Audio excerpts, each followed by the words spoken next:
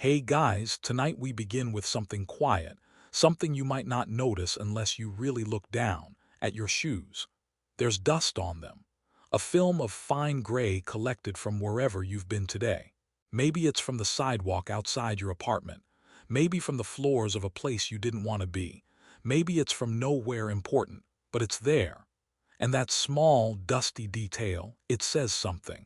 You're here now, you're winding down. But part of you is still moving, still stirring from the day's demands. Your mind might be full, but your body, it's asking to let go. The dust you carried in reminds you that you've been somewhere, that you've seen, done, endured, and now you're ready to stop. You'll never control the world. You weren't meant to, but you can control how you meet it step by step. So, before you get comfortable, take a moment to like the video and subscribe, but only if you genuinely enjoy what I do here. And in the comments, let me know, where are you listening from? What time is it there? Now dim the lights, maybe turn on a fan for that soft background hum, and let's ease into tonight's journey together. You sit on the edge of your bed. Maybe you haven't even taken your shoes off yet. There's a faint, grainy texture on them, maybe a scuff on the side. You think back, where have these shoes been today? Who did they walk you toward or away from? Which thoughts did they quietly carry while your lips stayed silent? You don't have to answer any of it. Not now. Just breathe.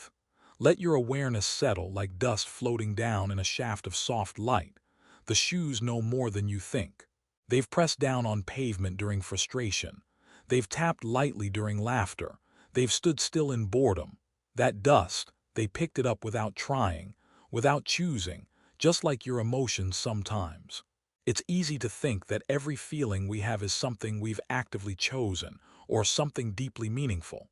But more often than not, emotions are like dust, carried on a breeze, landing on us simply because we stood there long enough.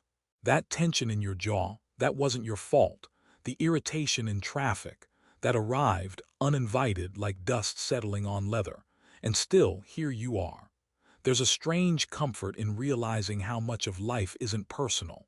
A person cuts in front of you in line, not about you. A friend forgets to text back, not about you. The weather turns sour, the plans fall apart, the emails remain unanswered, not about you. Yet we carry the residue. Marcus Aurelius, emperor and philosopher, once scribbled into his notebook late at night. His army was at war. He was sick. And yet he reminded himself again and again, you have power over your mind, not outside events. Realize this, and you will find strength. You feel the grit beneath your heel, something tiny, insignificant, and yet you notice it. That noticing is strength. See, the dust doesn't make the shoes weak. It proves they've been worn. So many people go through life polishing their image, trying to appear untouched. They fear looking tired, fear seeming unsure, fear being real. But Stoicism isn't about being untouchable, it's about not being shaken. It's okay to look a little dusty. In fact, it might mean you're doing it right. Your mind wanders, doesn't it? That's fine. Let it. Then gently lead it back, like sweeping a floor. You don't scold the dust for being there. You simply notice and clear it away. Think about this. How often do you carry the dust of someone else's day? A sharp word from a stranger, a cold look from someone you love, even a brief passing annoyance, it settles into you. And if you're not mindful, you bring it home. That's the danger of unexamined emotion. It becomes a kind of emotional pollution. And like dust, it builds up quietly. There's a reason Stoic practice begins with awareness, not control, not action, not strategy, just awareness. You can't remove the dust if you don't know it's there. So let tonight be a kind of inner cleaning, not to fix yourself but to observe gently. The way a kind janitor might sweep a school hallway after everyone's gone. No rush, no judgment, just presence. What's clinging to you from today that you don't need to take into tomorrow? Let it settle. You don't have to solve anything right now. You don't need a plan. You're allowed to just sit in the dust and breathe. There's a paradox here if you look closely. The more you try to avoid life's messiness, the more brittle you become. But the more you embrace the dust, the less it weighs you down. Why?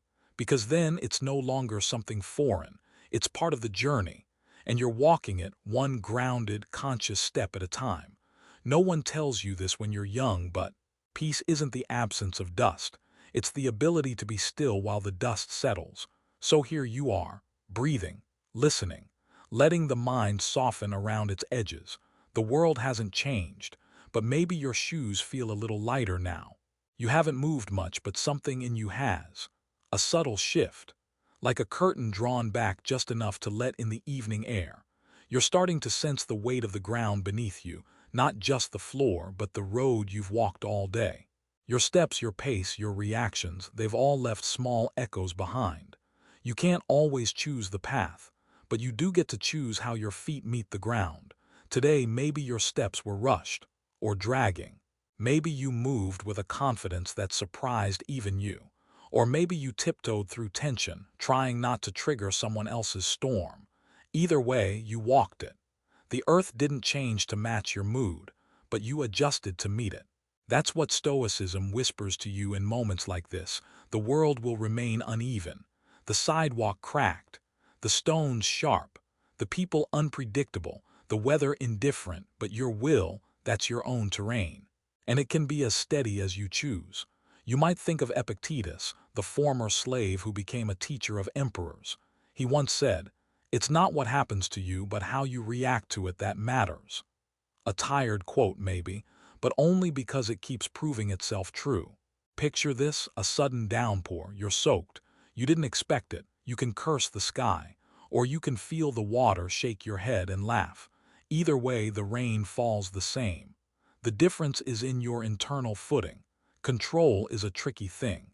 Most people spend their lives trying to master the world around them, taming it, bending it to suit their needs. But you're learning something quieter. That mastery is not about shaping the outer landscape. It's about walking well over whatever rises to meet you. Your mind drifts to earlier, something irritated you. Maybe someone's careless comment, or a delay, or a moment where you felt unseen. It stuck to you like dust. And you carried it longer than you wanted to. But pause here. What if in that moment you had paused too? Imagine you had taken one breath, even a short one. What might have changed? The comment would still exist. The traffic would still crawl. But your posture within it could have shifted. There's a power in that kind of pause.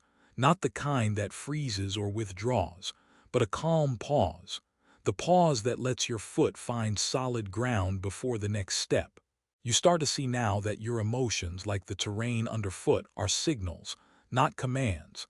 Anger arrives but doesn't dictate. Frustration knocks, but you don't have to open the door. The dust stirs, but you don't have to breathe it in. Think of a time you almost reacted but didn't. That moment you swallowed a harsh word. That silence you held when you wanted to interrupt. That's strength, not weakness. It's like balancing on uneven ground. Not easy, not dramatic, but steady. And yet there's humor in all this too, isn't there? The times you tried so hard to stay composed, only to trip over your own expectations. The times you meditated in the morning, felt wise by noon, and lost all sense of virtue by 3 p.m. You're not alone in that. Even the Stoics slipped. Seneca once advised his friends to practice the day as if it were their last, but he still lost his temper at times. We are, all of us, walking paradoxes. We strive for peace while wrestling our restlessness. There's something deeply human in that, and deeply freeing too. Because once you realize perfection isn't the goal, presence is, you begin to let go of the performance.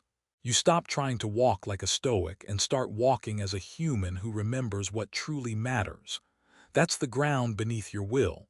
Not polished, not paved, but honest. It's bumpy and irregular.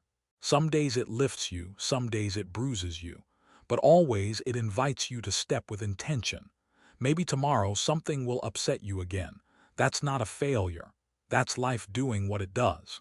But now you'll recognize the first flutter of reaction. You'll see it rise. And you'll smile, not because it's gone, but because it's no longer invisible. That's progress.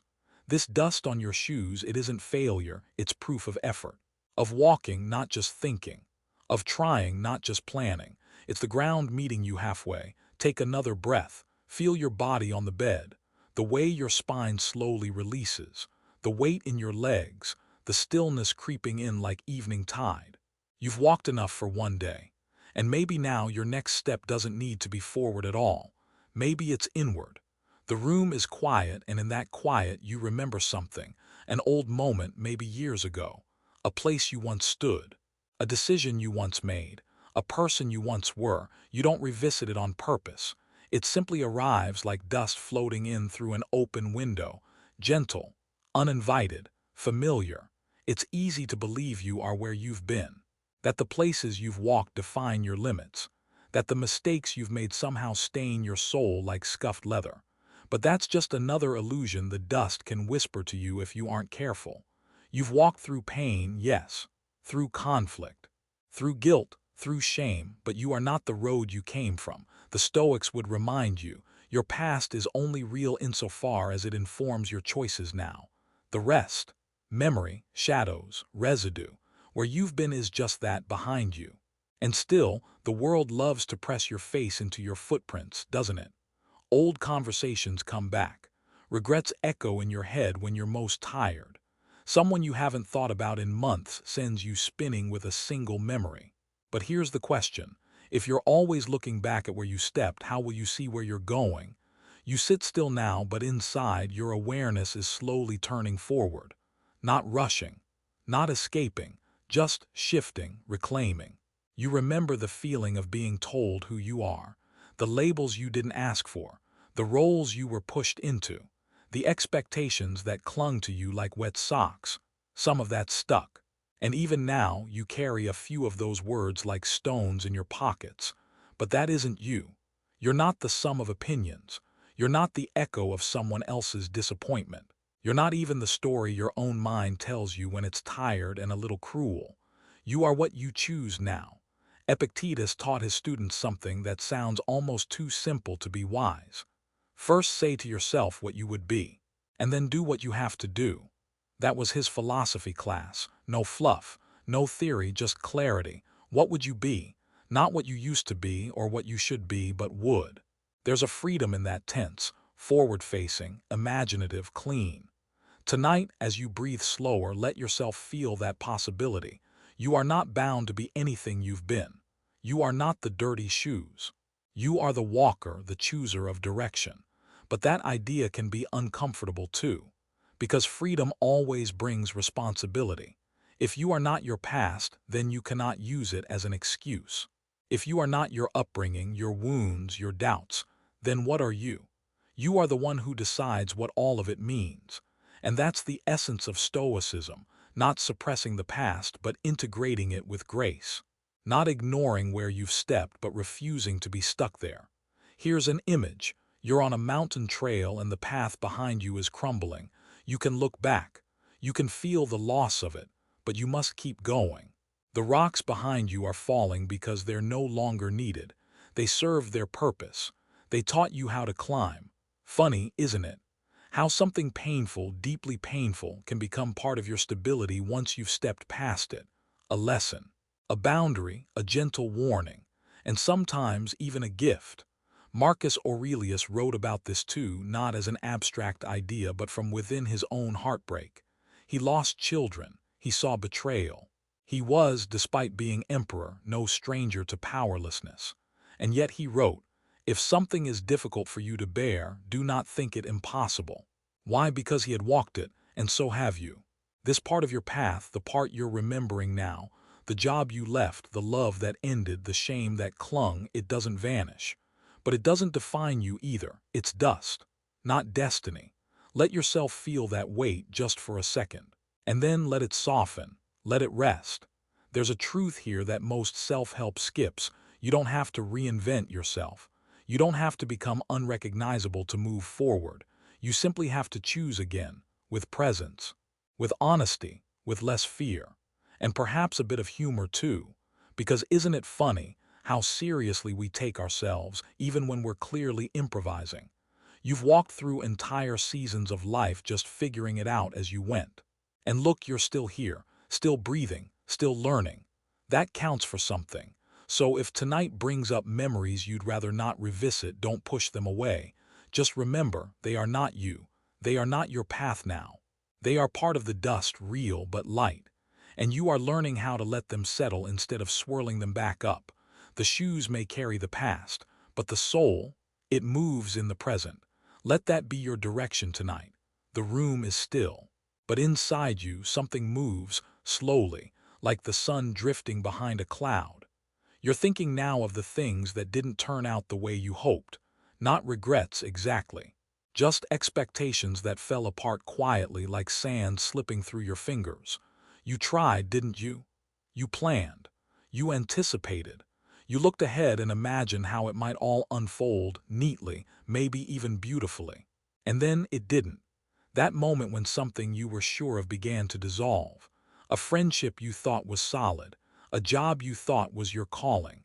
A version of your future that once felt so clear. All of it now like the fine dust on your shoes, impossible to sweep away completely, but no longer as heavy as it once was. And in that quiet grief, you learned something most people try to avoid. Life owes you nothing. The Stoics didn't just accept this, they built their peace upon it. You set the table, but you can't control who shows up. You write the speech, but you don't get to choose the applause. You train the mind, but the world still bends to its own rhythm. You begin to understand now. Expectations are not promises. They're illusions wearing confidence like a mask. But don't mistake this for cynicism. This is where your freedom begins. Because the moment you stop believing the world must conform to your hopes is the moment your hopes can soften into presence. You remember the small things now, how disappointed you felt when the day didn't go as planned. The coffee that spilled. The person who misunderstood you. The opportunity that disappeared. Each one left a trace of frustration. But now, hours later, they seem smaller, almost laughable. Isn't that strange? How something can feel massive in the moment and then shrink when you're no longer gripping it. The Stoics practiced this kind of perspective all the time. One technique was called premeditatio malorum, the premeditation of evils. Not because they were pessimists, but because they wanted to greet disappointment like an old friend, not a thief. Before a journey, a Stoic might think, the ship may sink, the money may be stolen, the letter may never arrive. And in preparing their mind for loss, they became resilient instead of brittle. Maybe you could do something similar, not by expecting failure, but by holding your hopes more lightly. There's a metaphor here. Your expectations are like a handful of sand. The tighter you clench your fist, the more it escapes through your fingers. But if you hold it gently with an open palm, it stays. That applies to people too. You've placed expectations on others, haven't you?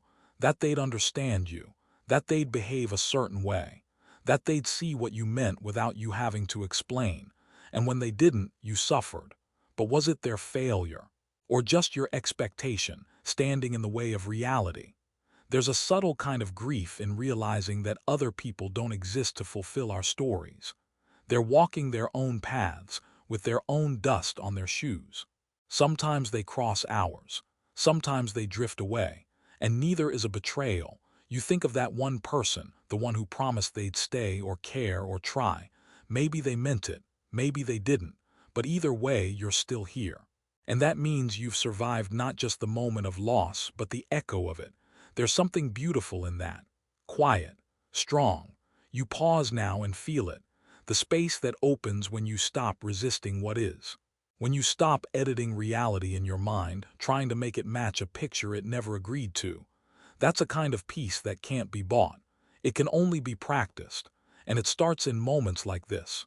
When you say to yourself, maybe things didn't go the way I wanted, but maybe they went the way they needed to. You won't know for sure. No one does, but you can trust this. You adapted. You bent without breaking. You lost something and kept walking anyway.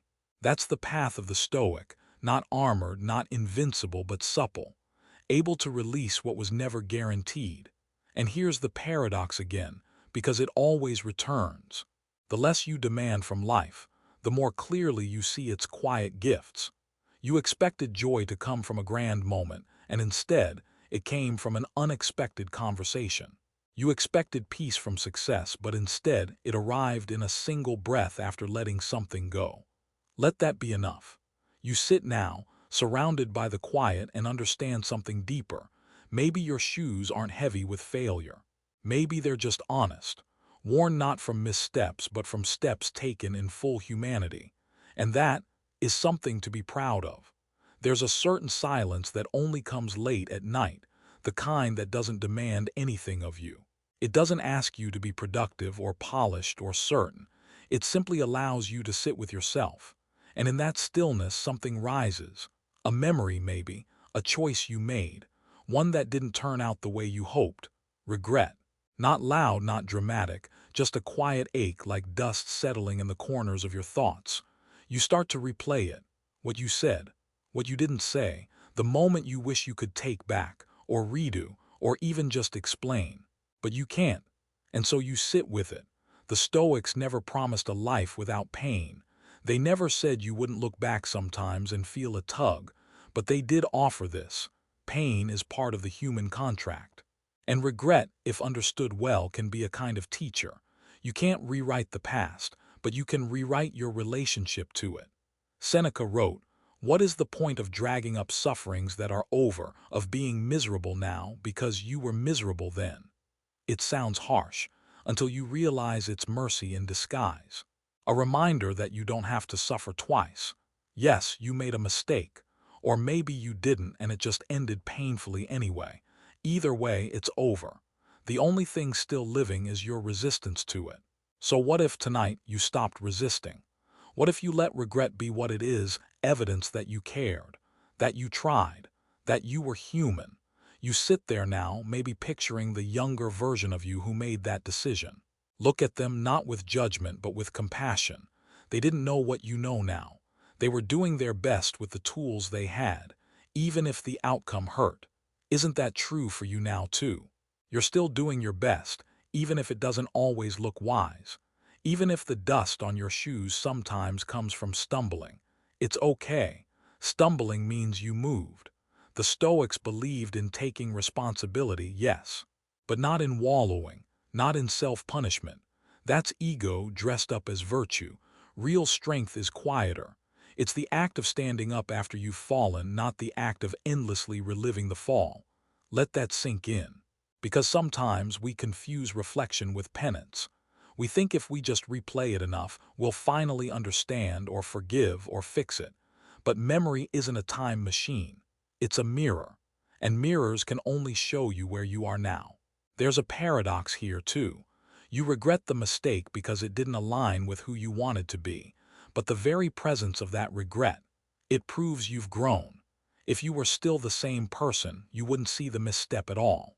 That's a small, quiet kind of redemption. One that doesn't erase what happened, but reclaims its meaning. So instead of pushing the memory away, you breathe with it. You let it sit beside you. Not as an enemy, but as a traveler on the same road. A fellow walker. It's strange how time smooths the edges of even our deepest embarrassments. What felt unbearable then now feels distant, smaller, sometimes even humorous in hindsight.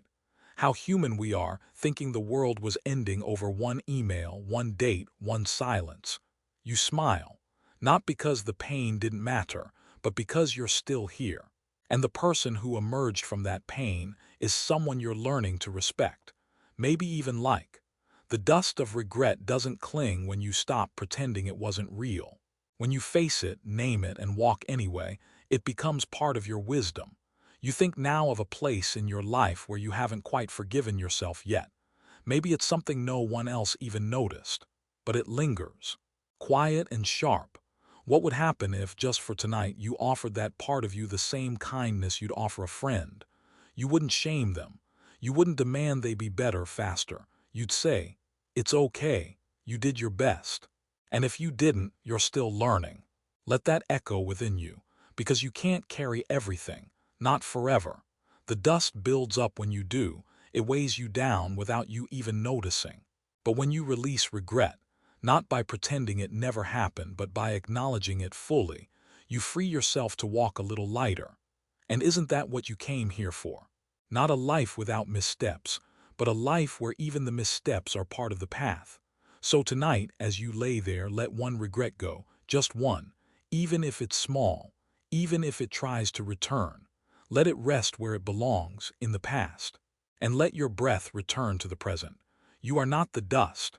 You are the one who sees it and chooses to keep walking. There's a quiet loneliness that sometimes visits you when the world gets still. It doesn't always knock. It just enters, settles in the room like a shadow in the corner. Not loud, just there. And in that moment, it's easy to feel like you're walking this path alone. But here's the strange truth the Stoics knew and lived. Solitude doesn't mean disconnection. It can be the beginning of your deepest alignment. Tonight, maybe you feel the distance between yourself and others. Friends drifted, family strained, conversations you needed that never happened. Or maybe they did but left you emptier than expected. That ache is real. But here's the question that rises from the silence. What if this aloneness isn't punishment? What if it's the doorway to clarity? You walk alone, but you are not lost. Solitude isn't the same as isolation. The world often confuses the two. Isolation is being cut off, trapped behind glass. Solitude is space. It's presence with yourself. It's a return. Epictetus lived alone for much of his life, yet was deeply connected to others, through thought, through dialogue, through the quiet cultivation of character. He didn't seek validation in a crowd. He sought inner clarity, a soul that could weather storms without losing its center. You breathe in. The room exhales with you, and you begin to feel the shape of your own soul again, not defined by others, not framed by roles, not distorted by noise. Just you. What a rare thing that is in this world, to sit with yourself, to not flinch. But you've done it before. Remember the night you stayed up late, not because you had to, but because you needed to? You just sat, maybe with music, maybe with silence, maybe with questions that didn't have answers. That was solitude. And in that space, something softened. The need to perform, the hunger to be seen, the frantic worry of being forgotten. It all grew quiet. There's an idea the Stoics lived by, though they rarely said it so directly. The soul is self-sufficient, not in the sense that it needs no one, but that it doesn't need everyone. It doesn't chase approval. It doesn't beg to be completed. It simply is. You've felt it, haven't you? That moment when you're walking through a park or sitting by a window and you feel whole, not because someone said the right thing, but because nothing needed to be said at all. That's the freedom solitude offers. And yet, paradoxically, the more comfortable you become in your own company, the deeper your connections with others can become. Why? Because you're not clinging. You're not demanding. You're offering something steady, not seeking something missing. You think now of someone in your life who drains you, not because they're bad, but because your connection to them is tangled, full of unspoken need, unclear expectation. When you interact, it's like stepping into a dust storm. Everything feels murky. But maybe that's because you haven't had enough time to sit alone, to clear your own air. Solitude is like brushing the dust from your soul. It allows you to see your thoughts, not just feel them, to understand your emotions, not just react, to make space instead of rushing to fill it. And there's humor in this too, because we often spend our lives trying to escape the very thing that can heal us. We fill every moment, scroll, scroll, scroll, noise, movement, urgency, as if sitting still with ourselves is dangerous. But tonight you're not running, you're breathing, you're noticing. And in that noticing, you see something else. Even the loneliness you feared is softer than you imagined. It doesn't bite, it waits. Like a companion who isn't here to fix you, only to remind you, you are enough, you always have been. The Stoics didn't say this in warm, poetic language, but it's there, between the lines. In the way Marcus Aurelius wrote to himself about being misunderstood, even as emperor. In how he reminded himself that others may never see your truth, but you must still live it. You walk alone, but not lost. You are walking toward the center of yourself. And as you do, you begin to notice that even in solitude you are connected. To the world outside your window, to those who have walked before you, to the parts of yourself that were waiting for you to return. So tonight, don't resist the aloneness. Don't fill it. Don't judge it. Let it be the quiet place where your strength regrows, because when the dust settles, the clearest path is the one that begins from within. You sit in the quiet now a little more settled. Your breath has slowed. The mind is softer at the edges, and beneath all the noise that once buzzed in your chest, there's something new, or maybe something old, remembered stillness. Not the absence of thought, not a blank void, but a kind of inner pause, a space that exists beneath the thinking, beneath the reacting, beneath the roles you play every day. This stillness, this gentle awareness is always there, like the earth beneath the dust, like the ground beneath your feet. And tonight you're touching it again. It doesn't arrive with fanfare, it doesn't announce itself, it simply waits, patient, present, undisturbed. The Stoics knew this stillness intimately. They didn't speak about it like mystics, but like craftsmen. Marcus Aurelius described it as the quiet strength of the ruling faculty within, the part of you that observes without panic, that holds its shape when the world collapses around it. You've felt this before, that moment just before a reaction when time seems to stretch, the second where you could scream or stay silent, the space where you decide whether to carry forward the emotion or let it dissolve. That space, that stillness, most of the time you pass it by. We all do. Life moves fast and reaction comes easy. But tonight here in this slowness, you begin to recognize it again. You begin to see that stillness isn't fragile, it's foundational. It holds you. Imagine a lake undisturbed. That's your mind when you stop chasing every ripple, when you stop mistaking every emotion for a command, when you remember, just because something stirs the surface doesn't mean it changes the depths. And yet we forget. Often, we think stillness must be earned, or bought, or reached after some breakthrough, but it isn't, it's here, it's always here. Even now, close your eyes if you haven't already. Listen not to me but to the space between my words. That is your stillness. Breathe into it. What do you find there? Not answers, not solutions, but maybe room. Room to feel without flinching. Room to be without explaining. Room to just be. Stillness, the Stoics taught, isn't inactivity. It's not laziness or detachment, it's discipline. The discipline of not rushing to judgment, of not clinging to pleasure, of not fleeing discomfort. It's what happens when you stop arguing with the present moment.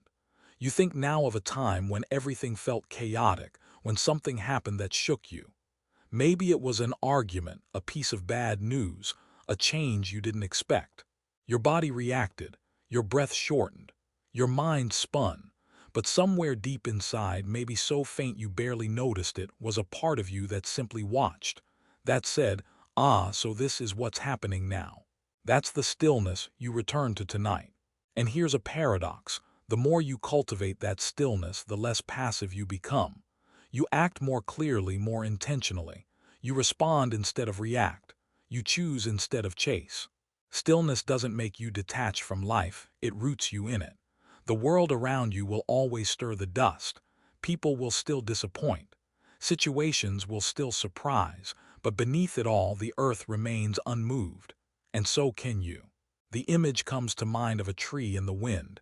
Its leaves shake, its branches tremble, but the roots, they don't panic, they just hold. That's what you're learning to become. A person who isn't thrown by every gust. A person who doesn't need to shout to feel heard. A person who can sit in stillness, not as escape, but as embodiment. And stillness, you'll find, is generous. It allows everything to arrive without needing to change it. You can feel joy here, sadness, regret, peace, all of it fits, because stillness is not the absence of emotion, it's the presence of space. So tonight, let the space widen. Let your breath settle deeper into your body. Let the thoughts rise, float, and fade. Let the shoes at the foot of your bed rest in their dust. You've walked enough for now, and in this moment you don't need to fix or solve or reach. You just need to stay still, because this is where the transformation begins, not in effort but in awareness. The world outside continues without you. The wind moves through empty streets. Somewhere, someone is waking up. Somewhere else, a window is being closed against the night air. But here, in this room, everything is quiet, held. You're learning something essential now, how to stop measuring your worth by movement. It's subtle the way the world teaches you to chase. Chase productivity, chase status, chase answers. Even your rest must be well-earned. Even your stillness must be productive. But the Stoics would tell you otherwise. They'd remind you that value isn't found in how busy you are, but in how present you are, in how you meet the moment. Whether that moment involves action or simply being, you think back to today. Maybe you were busy doing, replying, checking things off. Or maybe you weren't. Maybe you scrolled more than you planned. Maybe you said, "I'll do it later," more than once. And now part of you wants to judge that. But what if you didn't? What if instead you stepped back from that reflex, to measure, to compare, to perform, and you simply looked, without criticism, without justification, just clear seeing? The Stoics valued clarity over perfection. They believed that right action follows right perception. In other words, see clearly first, act second, not the other way around. But you can't see clearly if you're always judging yourself. So tonight, let's put the measuring tape down. You are not behind, you are not failing, you are not off track, you are here. And here is the only place real change can begin. You remember now a story, maybe you've heard it before, of Diogenes the cynic. A philosopher who owned almost nothing, who lived in a barrel, who mocked the conventions of society. One day, Alexander the Great visited him. The most powerful man in the world offered him anything he desired. And Diogenes said, "Yes, stand out of my sunlight." He didn't want more. He wanted less interference. You laugh quietly at the simplicity of it, but there's truth there. So much of your effort each day is not about moving forward, it's about clearing away the noise. Trying to see your own sunlight again. Trying to remember what matters to you, not what the world has told you to value. Tonight, that's what you're doing. You're not trying to get somewhere. You're remembering the way back to yourself. And along the way, you'll notice things clinging to you. Expectations that aren't yours. Goals that don't feed your soul. Beliefs about success, love, identity, acquired like stickers on a suitcase, not chosen consciously. Let them peel. Let them fall away. Because none of that is you. You are not the performance, you are not the profile, you are not the productivity. You are the awareness behind it all, the one who notices the dust, who pauses, who reflects, who laughs softly at your own seriousness and then walks on with a bit more grace. And the paradox returns again. The less you need to prove, the more grounded you become. The less you seek to impress, the more you express who you truly are. Think of a moment when you acted freely. Without calculation, without fear of judgment. Maybe you danced. Maybe you spoke your truth. Maybe you cried without apology. That moment, that clarity, that's the real you. And that you doesn't need to be polished. The Stoics were not interested in polish.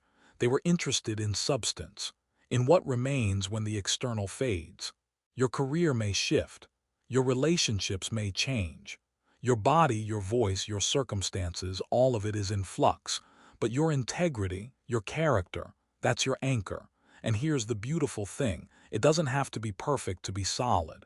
You're not here to become a statue. You're here to become real. To walk your path with enough honesty that the dust on your shoes feels earned. So let's take a breath together. A slow one. Inhale, not to energize, but to notice. Exhale, not to release tension, but to honor the pause. And in that breath, let the pressure drop. There is nothing you have to do tonight to be worthy of rest. You are enough. You've walked, wandered, wondered. You've learned something, if only how to sit still without reaching. And that too is sacred. So close your eyes a little deeper. Let the sounds around you blur. The world will go on spinning, but for now you are simply here, unmeasured, unrushed, and completely present. Somewhere along the path, you were told to let go. Maybe you read it on a wellness blog. Maybe someone said it kindly, trying to help. But the words felt vague, like releasing something invisible while still holding the weight of it. How do you let go of what lives inside you? The thought, the memory, the lingering tension in your shoulders, the tiny, unspoken sadness that seems to follow you like a shadow. It's easy to say, let it go. It's harder when it won't let you go, But the Stoics offer something different. They don't ask you to force yourself to forget. They invite you to face things clearly and then to release the attachment. Not the experience, not the truth, but the insistence that it should have been different. You sit now, maybe recalling something recent, a misunderstanding, a word you wish you'd never spoken, a silence that lasted too long. You keep it in your mind like a knot you keep touching, hoping it will loosen. But it won't until you stop pulling. Marcus Aurelius wrote, "You have power over your mind, not outside events." Realize this, and you will find strength. It's not the pain itself that grips you. It's your resistance to the fact that it happened at all. You want the story to be different. You want the moment back. But that's not the way time works. And so tonight, instead of trying to let go in some abstract way, maybe you can try something simpler. Let it be. Let the memory sit beside you, not locked away, not denied, just welcomed. Like an old photograph, slightly faded, held gently in the palm. You don't have to feel differently right now, but you can stop demanding that it change. There's a certain strength in acceptance that doesn't feel like strength at first. It feels soft, too quiet to be powerful, but that's because most of us grew up learning that strength looks like control. The Stoics knew better. Strength, they believed, is the ability to remain upright when life bends around you. Not because you're rigid, but because you've rooted yourself in what you can control, your inner stance. Imagine your mind like a hand tightly gripping a stone. The longer you grip it, the more your muscles ache. The weight isn't the problem. It's the gripping. Letting go isn't dropping the stone, it's opening the hand. Tonight you're opening your hand, maybe just a little. You're beginning to loosen your grip on needing closure, on needing someone to understand, on needing the moment to be resolved in a perfect cinematic way. And here's the paradox again. The moment you stop needing to be free from something, you are. You begin to see that pain doesn't define you. Disappointment doesn't imprison you. Even the worst days you've lived don't shape your soul unless you let them. You can feel them. You can carry their lessons, but you don't have to be bound to their shape. The dust on your shoes doesn't need to be scrubbed away. It's part of the walk. The philosopher Cleans once said that life is like a dog tied to a cart. If the cart moves and the dog walks with it, all is well. If the dog resists, it gets dragged. The cart is fate. You are the dog, but you have a choice. Walk with it or be pulled by it. Let that image sit with you, because tonight the cart is still moving. The world doesn't stop for your hurt, but your soul doesn't have to be dragged by it either. You can walk with what's happened, side by side, with grace. And one step at a time, you can let the memory soften. Let the moment breathe. Let the emotion come and go without narrating it endlessly. You might even laugh, because some of the things you once obsessed over now feel small. You once stayed up late worrying about what someone thought of you, someone you haven't spoken to in years. That's okay. It means you cared, but it also means you've grown. So tonight, let's try something bold. Let's let go of needing to let go. Let's just sit with what is and see if that's enough.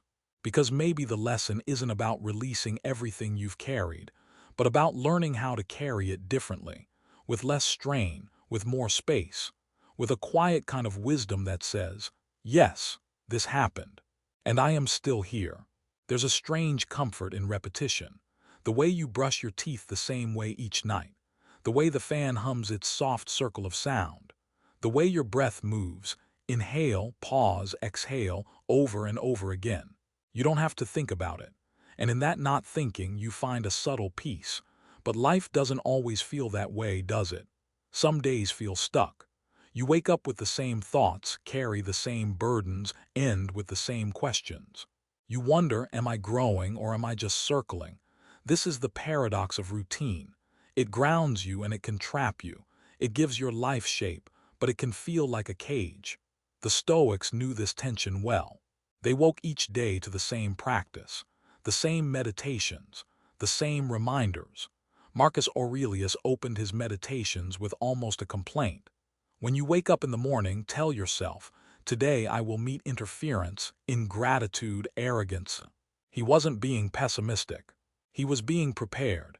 Each day begins again. the dust returns. The path doesn't stay clean. And so, like brushing your shoes before stepping outside, you return to the work, the inner work. You might think that wisdom is something you achieve once like a prize, but it isn't. It's something you return to again and again like breath. Like brushing off the dirt of the day, not with resentment, but with ritual. Tonight, maybe you feel like you're back where you started, the same worries, the same patterns, the same questions, but look closer. You're not the same. You're bringing new awareness to old territory, and that matters. You've walked this road before, but your eyes are different now. Your steps quieter, your heart a little wiser. That counts for something. Imagine a circle not as a trap, but as a spiral. Each time you return to the same place, you're not exactly in the same spot. You're a little further out, a little higher up. Growth doesn't always look like forward motion. Sometimes it's just the same lesson, seen with deeper eyes. The Stoics believed in that. Repetition wasn't failure, it was discipline, practice, a deliberate return. You think now of the habits you wish you kept, the ones you started with good intention but dropped when life got busy. Meditation, journaling, walking without your phone. You remember how they made you feel, clearer, calmer, more aligned, but still you stopped. That's okay. You're allowed to begin again. In fact, that's the heart of the practice, beginning again, without shame, without the burden of past inconsistency. The Stoics weren't perfect. They missed the mark. They fell into ego. They forgot themselves. And then they returned. That's all that matters. You breathe now, steady and simple. And you remember, peace isn't in the extraordinary. It's in the ordinary things done with care. A breath, a pause, a step forward. You might still have the same job tomorrow, the same family, the same problems. But your relationship to them can shift in the quietest of ways. Not because the world changed, but because you did, even just a little. You begin to notice that life isn't made up of grand transformations. It's shaped by small, deliberate moments. The decision to respond with patience, the choice to pause before judging, the willingness to listen, truly listen, even when you think you already know. These things are not small, they're everything. And they come from repetition, from showing up, from starting again even when you don't feel inspired, even when the dust returns each morning. There's a strange freedom in knowing this. You don't have to escape your life to change it. You just have to meet it differently. That's what Stoicism teaches, not escape but engagement, not reinvention but return. So tonight, if you feel stuck, don't panic. You're not broken. You're not behind. You're in the rhythm of remembering, forgetting, and remembering again. Let that rhythm be enough. Let it carry you gently back to yourself, because the path doesn't have to be new. It just has to be honest. And you, sitting here now tired, maybe unsure, but present, that's more than enough. Sometimes it happens without warning. You're walking through your day, doing something completely ordinary, washing a dish, tying a shoe, staring out a window, and suddenly the weight hits. That quiet, unmistakable feeling, everything changes, nothing lasts, impermanence. You weren't thinking about death, not directly. But it's there, in the fading of light on the wall, in the slow curling of a dried leaf, in the face of someone you love growing a little older each time you look. It's subtle but piercing, and it leaves you breathless. You pause, and in that pause a truth stirs. The Stoics didn't fear death. They didn't glamorize it either. They simply accepted it as the boundary line that gives shape to everything else. Memento mori, they said. Remember, you must die, but not to scare yourself, to clarify, to sharpen your sense of what matters. You sit here now and maybe you feel the pull of that thought, not in a heavy way, but in a way that makes you want to pay attention, to waste less, to love better, to stop holding back what's real. Because if it could all end, why are you waiting? Not in a frantic, panicked way, but gently, honestly. You remember someone you lost, maybe recently, maybe long ago. They were here, and now they aren't. You still carry them, of course, but you can't touch them. You can't hear the exact tone of their voice unless you try really hard to remember. That's not a failure, it's the nature of being alive. We are all passing through. And yet, we try so hard to pretend otherwise. We hoard time like it's infinite. We avoid goodbyes. We build routines around avoiding the truth. But the truth still arrives as it always does. And the Stoics would tell you, let it, not to depress you, to awaken you. When Marcus Aurelius walked the battlefields, he didn't just see enemies, he saw reminders. He saw the fragility of power, the illusion of permanence, the humbling truth that even emperors return to dust. And still, he wrote with tenderness, with grace. Because when you remember how temporary life is, you stop trying to control it and start trying to honor it. You honor life not by stretching it out, but by being fully present in it. You begin to notice the curve of someone's smile, the warmth of your drink, the way the air shifts before a storm. These things become precious, not because they are rare, but because you are finally awake enough to see them. Impermanence gives value to the ordinary. Think of how much you love something when you know you're about to lose it. A home before you move, a friendship before it drifts, a quiet morning before a big change. Now imagine if you lived that way all the time, not dramatically, not mournfully, just aware. You breathe in. And that breath, it's one fewer than you had before, but it's also one more chance to be here. One more moment to look at your life and say, this is mine. I lived this. And when you do, something else softens, fear. You stop fearing the end because you're not wasting the middle. The Stoics believe that fearing death makes us slaves to time. We count hours, we chase pleasure, we avoid risk. But when we accept death, time becomes a companion, not a tyrant. You look at your life differently now. You realize that you don't have to do everything. You just have to do what matters. You don't have to make a legacy. You just have to live with honesty.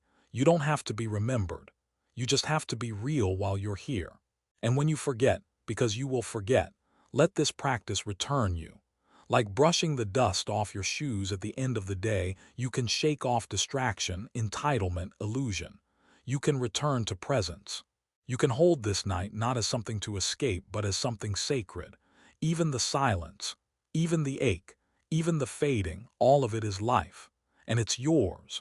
There's a moment, usually quiet, when you realize how much of your life has been shaped by expectations. Not just others' expectations of you. Your own, the silent ones, the ones you didn't even know were there. You were supposed to be further by now, more accomplished, more settled, more certain. You had an image, blurry maybe, but firm, of how things should unfold. And yet here you are, still figuring it out, still carrying the dust of detours and wrong turns, still waiting in some part of you for the version of life you imagined to arrive. But maybe that version was never real. The Stoics warned against expectations, not because they were pessimists, but because they understood disappointment as the natural consequence of attachment to outcomes, to timelines, to control. Epictetus put it simply, when you are about to undertake something, remind yourself what kind of thing it is. You won't be disappointed if it turns out differently. You think now about a recent disappointment, something that didn't go your way, a conversation, a plan, a hope, and you realize most of the pain came not from what happened, but from the distance between what happened and what you expected to happen. That gap, that's where the suffering lives. So what if you didn't fill that gap with resistance tonight? What if you let things be what they are, without trying to bend them into shape? It's not resignation, it's clarity. The Stoics called it amor fati, the love of fate. Not just acceptance, but full-hearted embrace. Welcoming what comes, not because you chose it, but because it's yours. Because it is, in some mysterious way, meant to be worked with, not pushed away. Imagine a sculptor handed a crooked piece of wood. They don't complain, they adjust. They carve along the curve. They shape the imperfection into something honest. That's your task, too. Tonight, as you sit here, notice the places where you've been holding tightly to a specific vision of who you should be, of what success should look like, of how someone should behave, and ask, what happens if I loosen this grip? Not to abandon your dreams, but to create space for reality. You might find that the reality waiting for you is gentler than the fantasy you were chasing. There's freedom in dropping expectation. You begin to see life not as a checklist, but as a canvas. Not every stroke will land. Some parts will feel messy, but the whole, it might be more beautiful than you imagined, especially because it's real. You smile now, maybe just a little, remembering all the things that didn't go to plan and still led you somewhere meaningful. The job that fell through, the relationship that didn't last, the time you thought you failed, only to realize later you were being redirected. That's not failure. That's movement. The dust on your shoes didn't come from standing still. It came from walking paths you didn't plan, from detours that taught you more than the original road ever could. The Stoics would nod here. They would tell you that virtue, not outcome, is the real goal. That living with courage, with justice, with clarity, that's the success. Not the job, not the approval, not the tidy storyline. So tonight, let go of the story you thought you were supposed to live, and meet the story you're actually in. You might find it's richer, softer, wiser, full of depth you would have missed if things had gone perfectly. You might even begin to trust it, not because it's always comfortable, but because it's yours. And maybe that's enough, so take a breath. Let your shoulders drop. Let the invisible script you've been trying to follow fade just a little. Let the pressure ease. There's nowhere else you need to be. There's nothing else you need to prove. Just walk the path that's actually beneath your feet, not the one in your head, dust and all. There's a quiet kind of power in learning to say no. Not out loud necessarily, not in confrontation or defiance, but inside, where the real boundaries are drawn, where you decide what enters your mind, what holds your energy, what shapes your days. Tonight, you begin to notice how much of your peace has been given away to things that don't deserve it. That argument you keep rehearsing, the imagined future you keep fearing, the constant need to explain yourself in your own mind to people who aren't even listening anymore. It's subtle how that noise creeps in, but it's even subtler how clarity returns. The Stoics taught that your life belongs to you, not to your past, not to other people's opinions, not to fear. And the more you remember that, the more your inner world starts to feel like your own again. You've been carrying too much. And not just responsibilities, mental clutter, emotional debt, invisible obligations, the pressure to be agreeable, the fear of disappointing, the guilt that shows up when you even think about prioritizing your own peace. But what if you did? What if tonight you gave yourself permission to reclaim your energy? You think now of a moment you felt drained, a conversation that left you tired, a place where your yes cost more than you realized. You didn't speak up then, maybe you couldn't, but now in the stillness of this moment you can notice what that moment asked of you and what it cost. Marcus Aurelius wrote, "Ask yourself at every moment, is this necessary?" Not as a way to become selfish, but as a way to become sovereign. Because not everything that demands your attention deserves your attention. Not every opinion needs to be corrected. Not every invitation needs a response. Not every fear deserves to be fed. So you sit with that. And in sitting, you begin to feel your own edges again. Not hard, not defensive, but clear. Like the line between you and the world is gently being redrawn. With love. With firmness. You're not cutting people off. You're reconnecting to yourself. The Stoics believed in duty, to community, to justice, to humanity. But they also knew that duty becomes distortion if it costs you your center. You can't serve wisely if you're constantly reacting. You can't give freely if your cup is empty. So tonight, you say no. To the stories in your head that loop without purpose. To the pressures that whisper you're not doing enough. To the fear that says, if you rest, you'll fall behind. You're not behind, you're just here. And here is where peace begins. You imagine your mind like a house with open windows. All day, things have flown in, opinions, worries, stray thoughts. You didn't ask for them, but they're here now, cluttering the floor, making it hard to move. You don't need to throw them out violently. Just begin to close the windows, one by one, with gentleness, with choice. You're allowed to guard your peace, to prioritize stillness, to choose what conversations to enter and which ones to walk away from, even if they only happen in your own mind. There's a lightness in that. You don't need to carry everything. The Stoics weren't detached because they didn't care. They were grounded because they knew what not to carry, what wasn't theirs to hold, what would rob them of their clarity. You can practice that too. So tonight, try this. Mentally release one thing. Just one, a story, an expectation, a burden you've been lifting for someone else. Let it drop. Even if it returns tomorrow, let it rest tonight. You're not responsible for the whole world, only your response to it. That's the quiet power of no. It's not rejection, it's refinement. And with every no you offer to distraction, you say yes to something else, your peace, your purpose, your presence. There's a kind of freedom that doesn't feel like fireworks.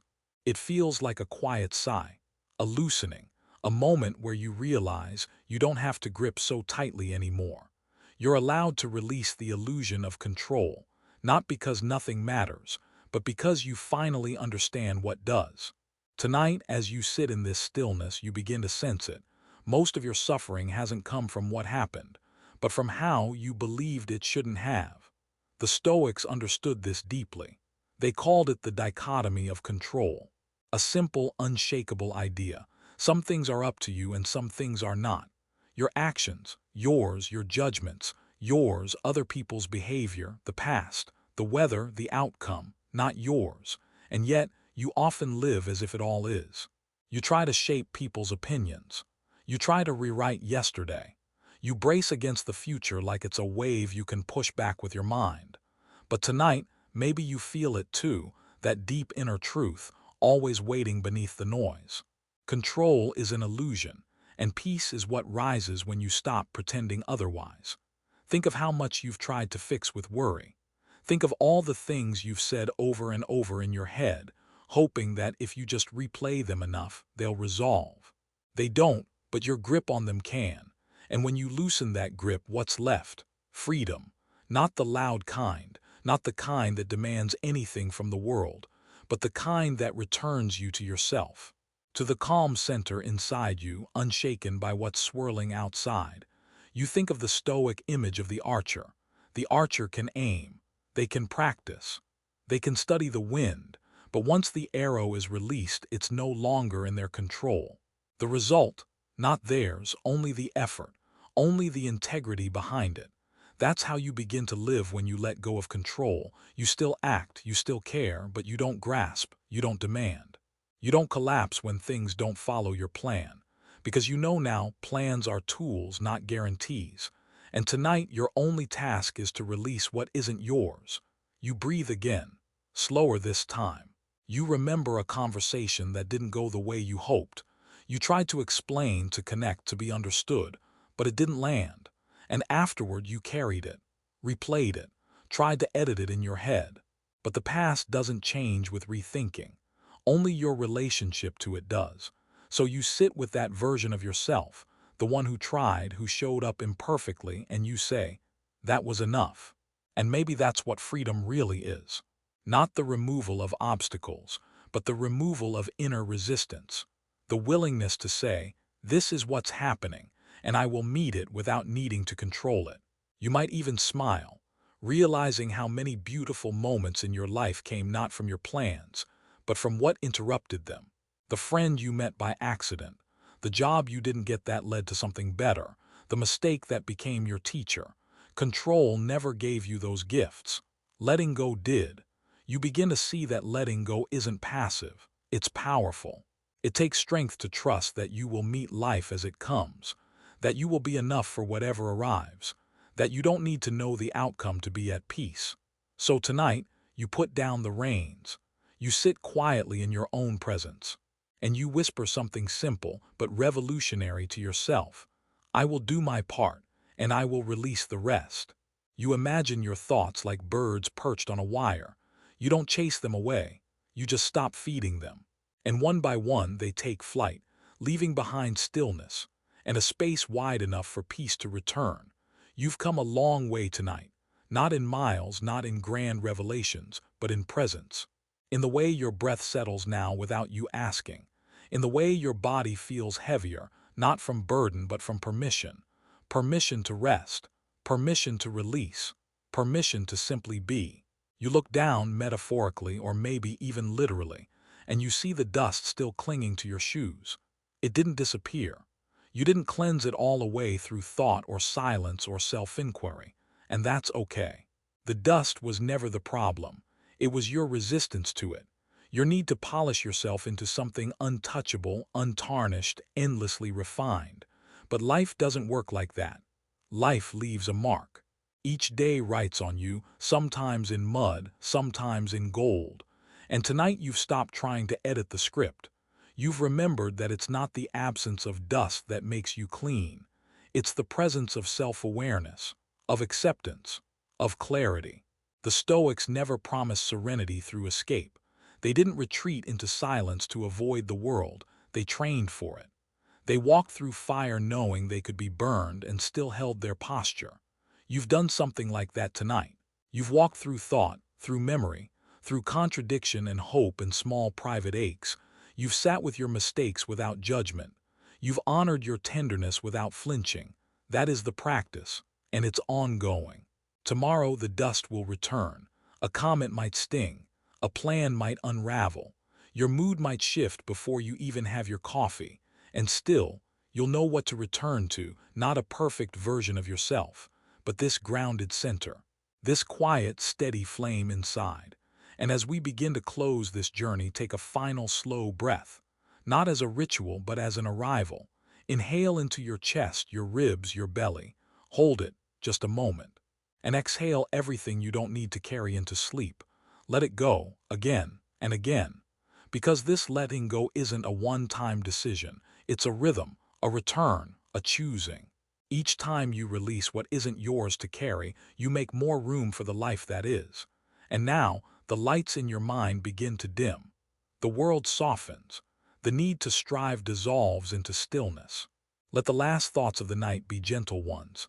Not answers, not strategies, just echoes of the truths you've touched. You are not broken. You are not late. You are not too much or too little. You are here, and here is enough. Let your body sink into sleep without resistance. Let the dust remain on your shoes. It has walked with you through honesty, through contradiction, through every lesson that shaped your soul tonight. There is nothing left to fix. There is nothing left to force. Only a soft descent, only the hum of being alive, only the quiet knowing you are free, you always were. The night wraps around you like a slow breath, nothing left to say, nothing left to become, just stillness. Let your breath fall into rhythm with the room. Feel the weight of your body held by something deeper than thought, held by gravity, by silence, by trust. You are not in a hurry. The dust on your shoes is no longer something to shake off. It's a map, a memory of every step, every choice, every moment you didn't run away from yourself. And now there is nowhere to go. Each thought that arrives tonight can be a feather. Let it land. Let it float away. You don't need to chase clarity anymore. It will come, or it won't. And either way, you are safe. You may forget some of the words spoken here. That's okay. What matters has already settled inside you, quietly, softly, like light slipping beneath a door. This is your return to breath, to simplicity, to something truer than the world's noise. You've done enough. You've been enough. You are enough, so rest. Let the edges blur. Let the world fall away like mist.